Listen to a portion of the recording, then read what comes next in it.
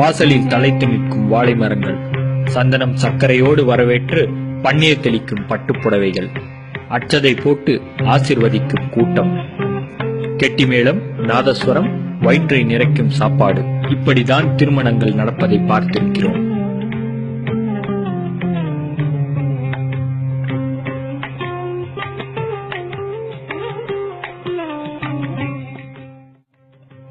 ஆனால் புதுக்கோட்டை மாவட்டத்தில் திருமணம் என்ற பெயரில் நடந்தது அந்த வினோதம். அதற்கு பெயர்தான் டைனமிக் கல்யாணம்.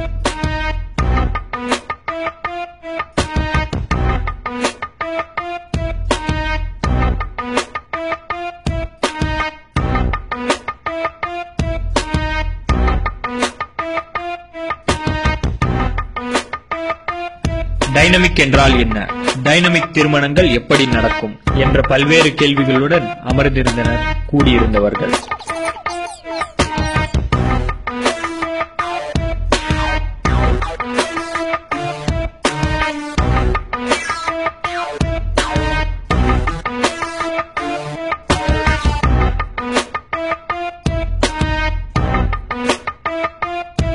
இந்த கல்யாணம் உள் மனோவியல் பயிற்சியாளர் கேப்ரியல் தலைமை தாங்கினார். மற்றும் கல்யாணம் தான் கட்டிக்கிட்டு ஓடி போலாமா, இல்ல ஓடி போய் கல்யாணம் தான் கட்டிக்கலாமா என்று பாட்டெழுதிய கவிஞர் ஸ்நேகன் முன்னிலையில் சரியாக 10 மணிக்கு தொடங்கியது டைனமிக் கல்யாணம்.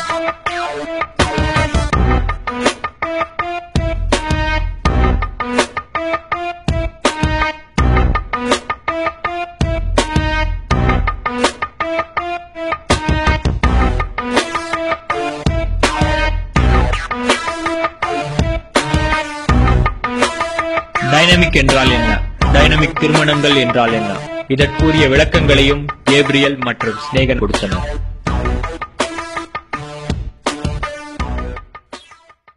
ஆரிய வர்க்கத்தின் ஆர்வரிப்பும் ஆக்கிரமிப்பும் தமிழனின் மீது விழுகிறதுக்கு முன்பு எப்படி இருந்தானோ இந்த தமிழன், அப்படியே அவனை மீட்டுக் கொண்டுவதற்கான மிகப்பெரிய புரட்சிக்கான மறுமலர்ச்சி தான் இந்த புரட்சி திருமணம் என்பதை போக போக இந்திய மக்களும் தமிழர்களும் தமிழகமும் மட்டுமல்ல அகில உலக தமிழர்களும் தெரிந்து கொள்வார்கள் என்பதற்கு இதுக்கு ஒரு மிகப்பெரிய சான்று. மாற்றுவதோ இனம் மாற்றுவதோ கட்சி மாற்றுவதோ இல்லை.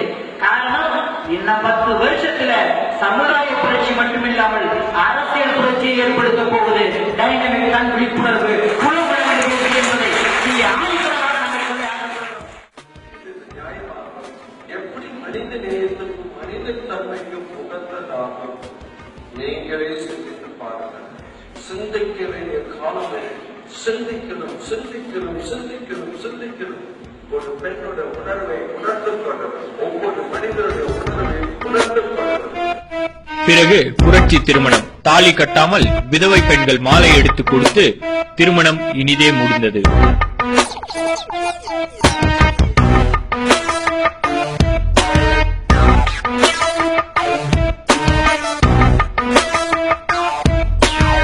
அதன் பிறகுதான் நடந்தது அந்த வினோதம். மணப்பெண் செல்வியை கேப்ரியல் கட்டிப்பிடித்து முத்தம் கொடுக்க செல்வியும் கேப்ரியலை ஆறத் தழுவிக் கொண்டார்.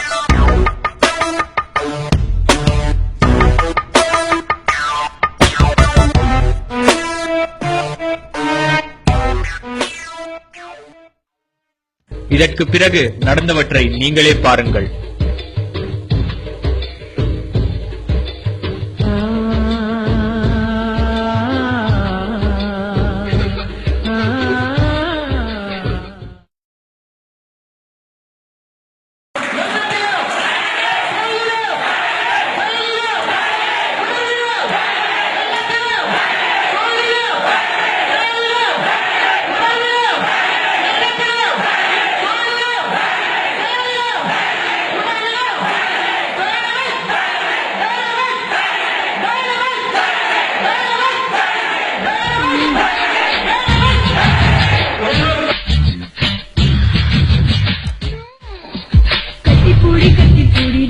கண்ணால கண்ட பழி கட்டி போடிடா.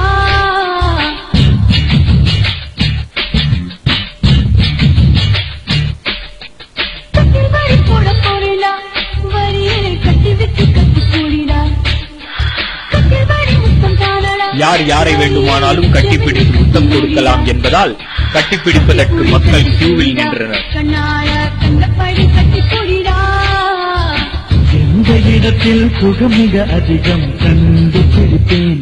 ஆண்கள் பெண்களை கட்டிப்பிடிக்க, பெண்கள் ஆண்களை கட்டிப்பிடிக்க, மண்டபம் முழுவதும் ஒரே முத்தம் சத்தம்தான்.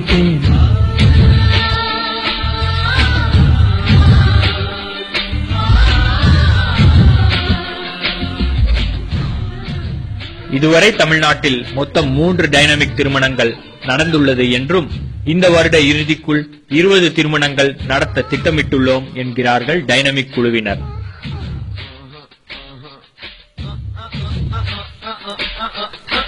பற்றி டைனமிக் தமிழக பொறுப்பாளர் சிநேகனிடம் கேட்டோம். இங்கே நடந்ததே இதுதான் உண்மையான தமிழ் கலாச்சாரம், பிறகுதான் ஆரிய சாஸ்திரம் சம்பிரதாயம் எல்லாம் புகுத்தப்பட்டது என்கிறார். கட்டிப்பிடித்து முத்தம் கொடுப்பது என்பது பாசப்பிணைப்பு. இது மனிதனுக்கு கிடைத்த அபூர்வ கொடுப்பினை. பாசப்பிணைப்புக்கு ஏகப்பட்ட பெண்களின் ஆதரவு இருக்கிறது என்றார் கவிஞர் சிநேகன்.